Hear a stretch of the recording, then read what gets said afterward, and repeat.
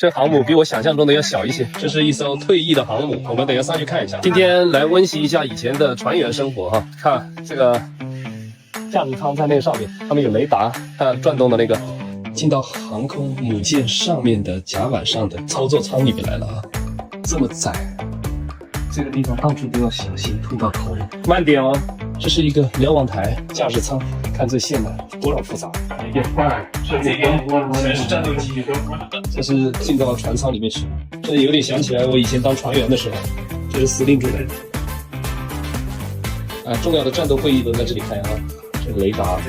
这是总控室、电路控制室。回顾一下啊，这种船上的生活，这是他们吃饭的餐厅。我以前就天天就是在这样的餐厅里面吃饭，但是每天就是那些人，从来都没有新的人。这里还有一个理发室来了，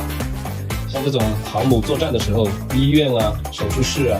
缺一不可。它就像一个陆地，陆地上有什么，它都有什么。是牙医。